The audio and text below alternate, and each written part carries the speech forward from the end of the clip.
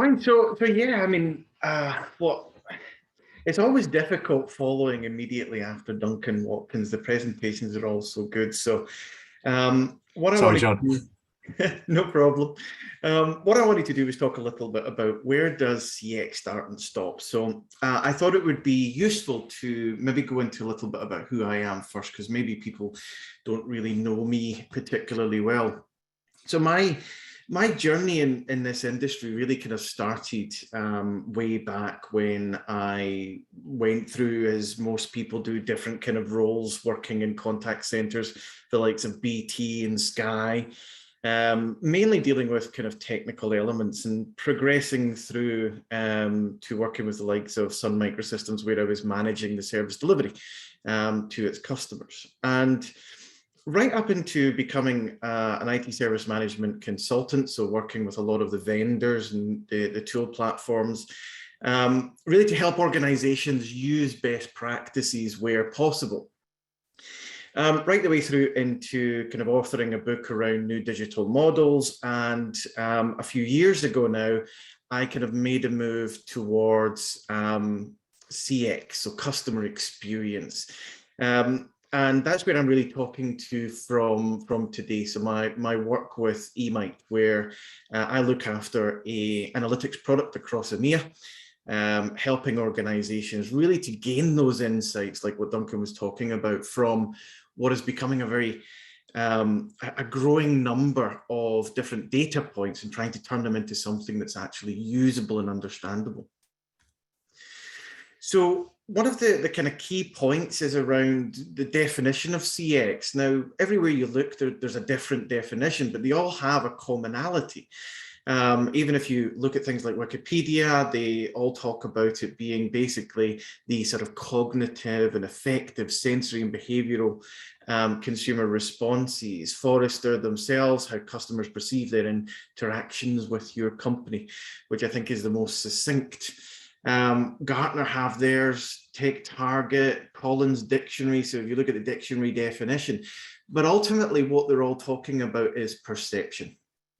And that is influenced by a number of factors, and we'll talk a little bit around those. I used the image on the side, the kind of Van Gogh style image, to kind of set the scene in terms of customer experience is not something that can purely be measured by simple stats and KPIs, because it is human perception.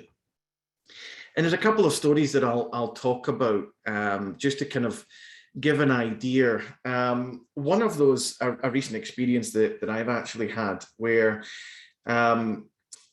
my vehicle needed to go into a garage in order to get some work done.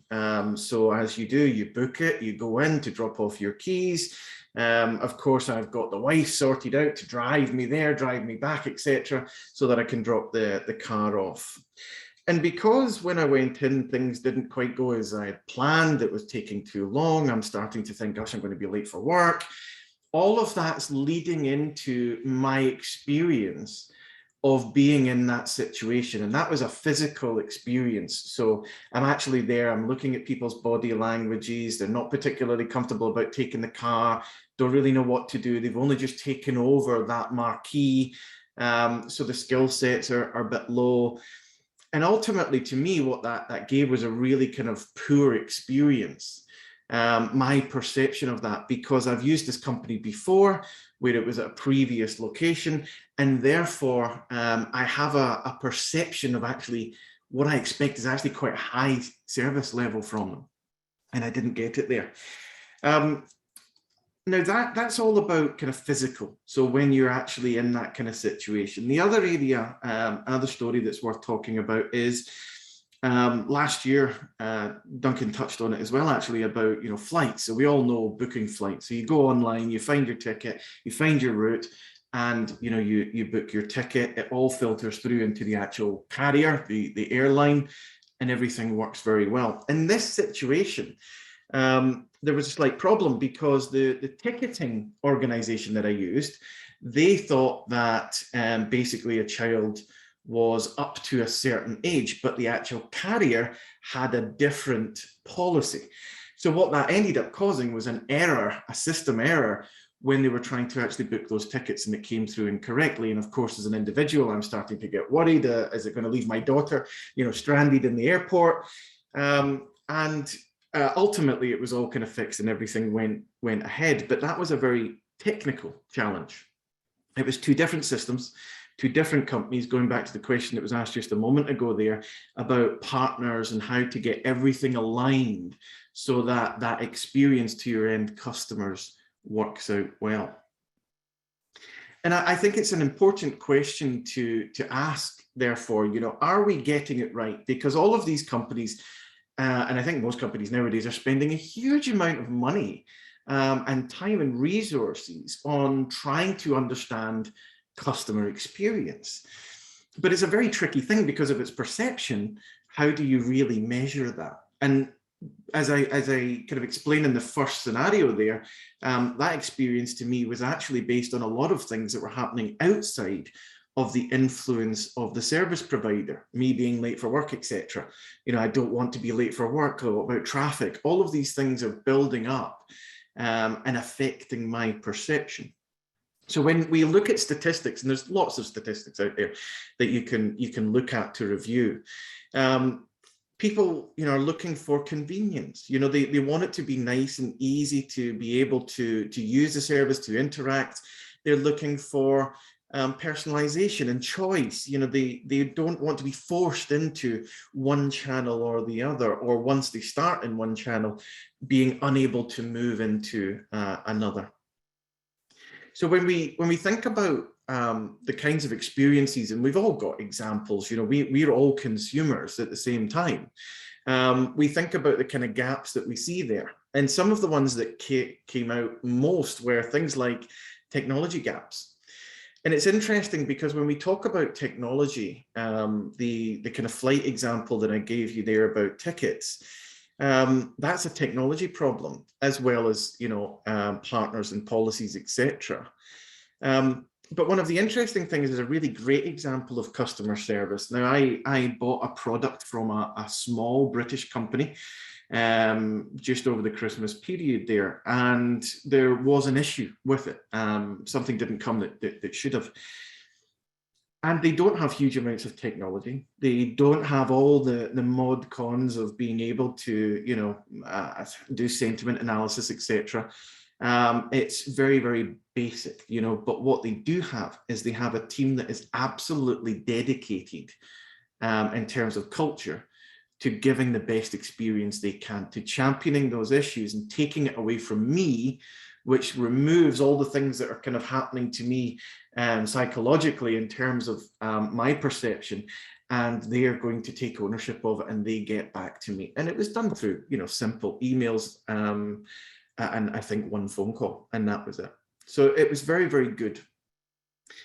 And it's about accessible data, and it's about team skills. So having the right people, having the right insights to understand what the customer has done recently, is doing, wants to do, I guess the end-to-end journey or view of that customer is vitally important to being able to champion those issues. And having the technology is fine, but the most important part is not just having different tools, it's how those tools actually work together. Because ultimately, as you can see in the lower right hand side there, wherever you go, you're seeing stats.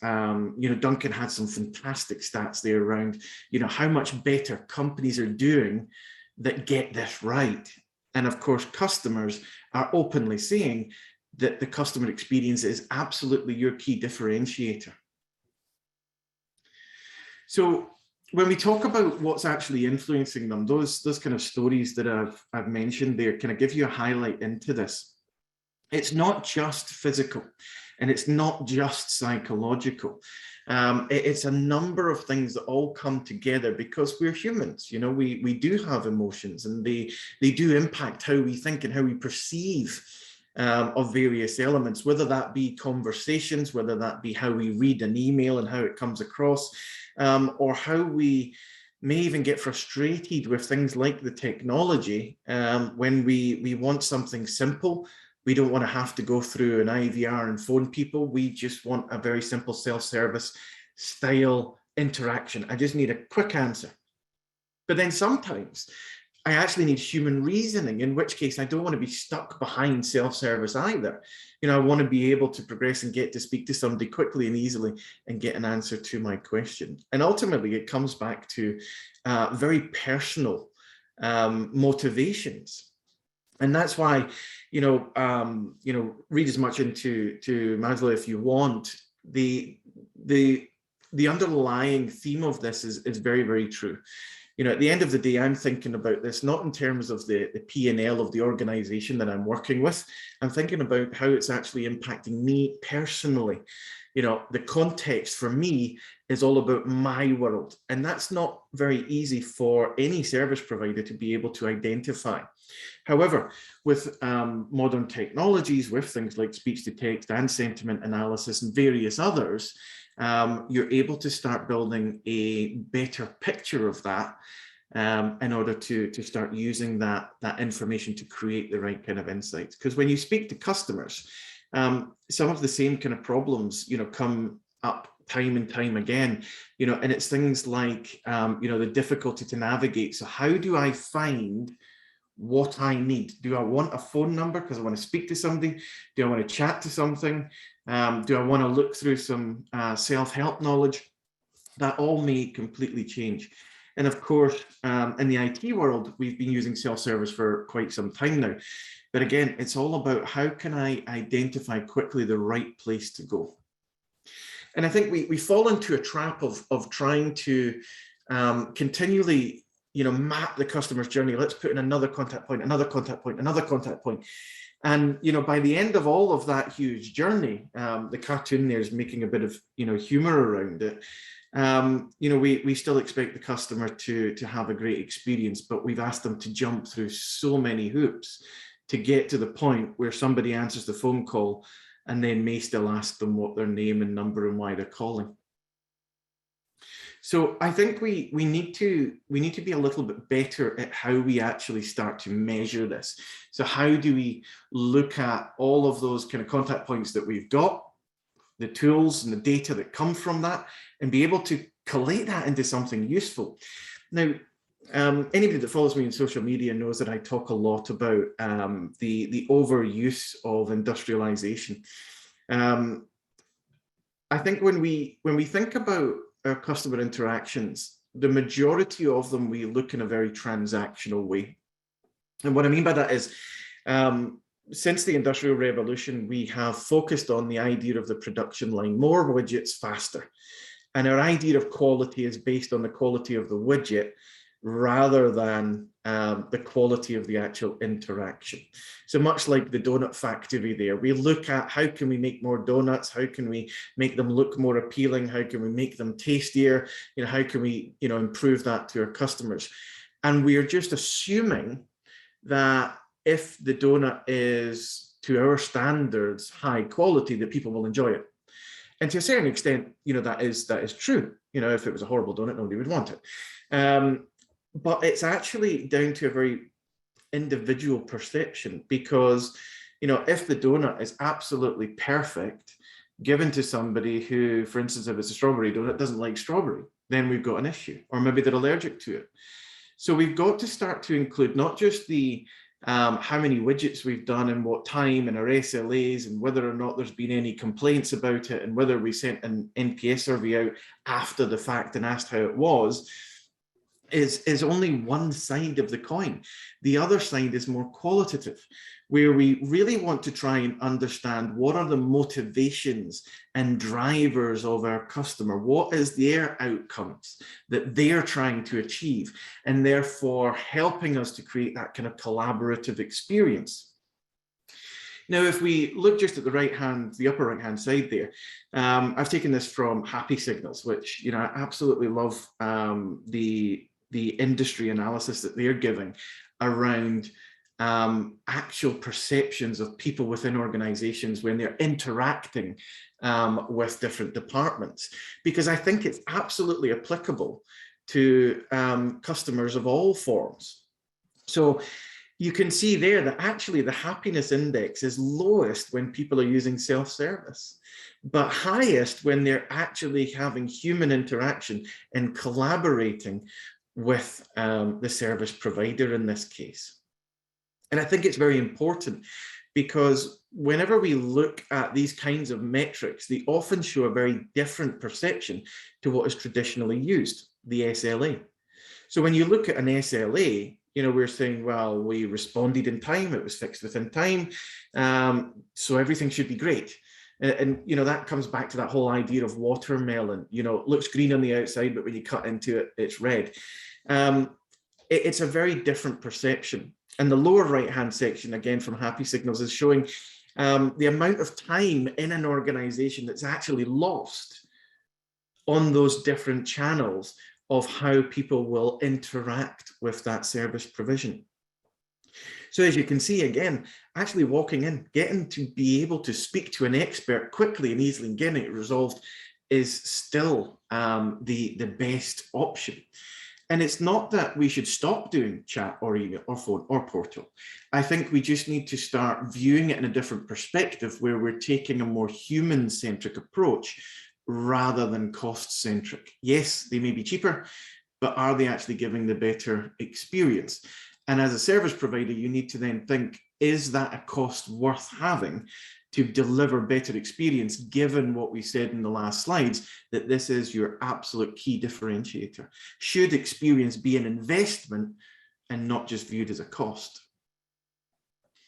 So where does that then sort of send us? Where's the future of this kind of going? And to use some technology phrases, composable is one that's being used just now. And just like applications have traditionally had a kind of monolithic structure, so too have organizations.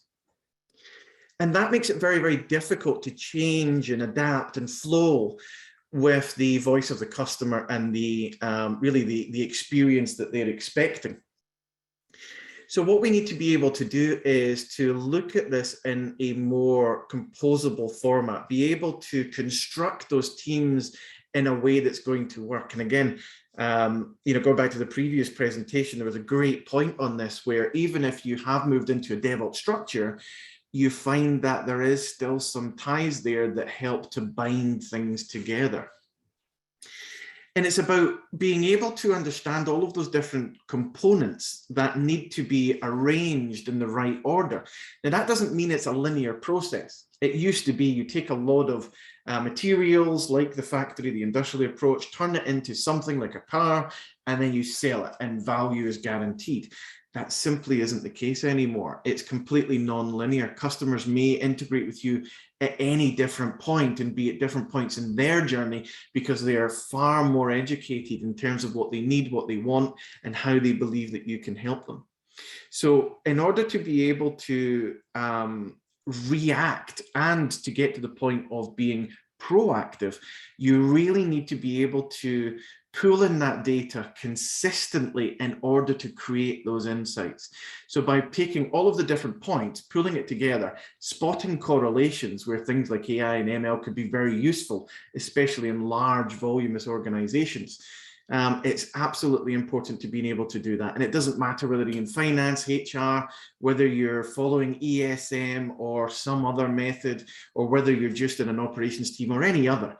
The ability to be able to pull that together, to have insights that focus on value to your organization, not just to your department, is absolutely critical. And one of the things that I think we need to kind of shift away from is this concept of omni-channel.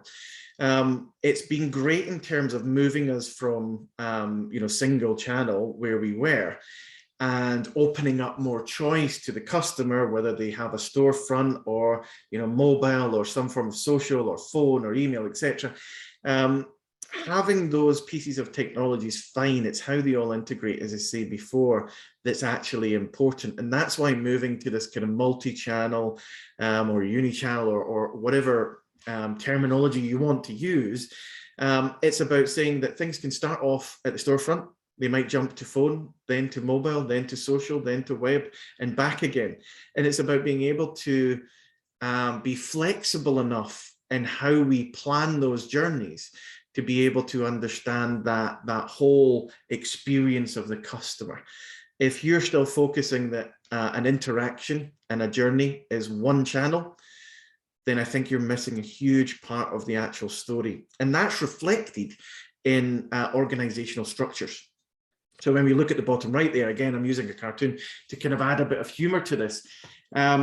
You often find that organizations are constructed in a very kind of industrial way. So they have very clear and defined departments who have their own P&L. And then when you're trying to do something that is collaborative across them all, where you're sharing resources and really doing what an organization was originally designed for, people working for a common purpose, you start to get that kind of siloed mindset kicking in, which causes challenges around, you know, is that my job? Is that my department? Well, yes, it's everybody's, because it's really measurable at an organizational level. So in terms of the key takeaways, there's a couple of points I wanted to kind of highlight out in terms of what should we be aiming for. So there's a really great point that Alex Mead uses on social media. If anybody follows him, they'll hear epic being used quite a lot, and it's really an approach where what we're trying to do is to make it easy. We're trying to make it personal, intuitive, and we're trying to pull in the context, so understanding that customer. So while we want it to be intuitive and easy to use, we have to make it human-centric. So if we're not taking into account not just the technology, not just the physical, but also the psychological aspects of experience, then we're going to miss part of it. So we need to try and get there. And it's about choice. As an individual, I want to choose how I engage with you and what's best for me. And that might change on a continual basis. So flexibly, you need to be able to support that. And in order to understand really what the customer is going through in the perception, it's not just about quantitative metrics. It's not just about SLAs and how many widgets we've done and what time and whether it was fixed within a specific element or not. It's actually qualitative. So using modern technologies like things like sentiment, you can assess where that conversation is going to go during the conversation. You can look at the phraseology that's actually used within chats and emails, etc., to pick up on sentiment. It's a very important point to not wait till the end and send out NPS and say, how was it for you? Let's see if we can actually do that kind of more in line and on time. And it's about being able to turn that data into insights. So having KPIs is one thing, but what do they actually mean? And what are the actions that you can take from that to improve things? And often that's not just simple predefined, it's new correlations that appear on the horizon that give you an indication of change within customer behavior. It's being able to understand and see that, set those scenarios, and then be able to orchestrate work and change the way that your organization works based off the back of that. But that does present challenges. We have cultural challenges, so people tend to be very ingrained in the way that they've maybe worked in those structures around the organization. These skill sets, we're asking people, certainly in the IT industry, to start to identify more soft skills or core skills, really, in terms of how they interact with people and able to deal with human situations. There's also a technical challenge around making sure that we do have the right tools, but that they speak to each other in the right way. The tools themselves and the people and the processes all have to align properly. And ultimately, you can't really do anything these days without coming across security. So not about saying it's challenging to secure, so don't do it. It's about being able to understand what the business needs, what they have to do to meet customer demands, and doing it in the most secure way. So again, bringing other parts of the business in together to be able to collaborate and deliver the right outcomes for your customers.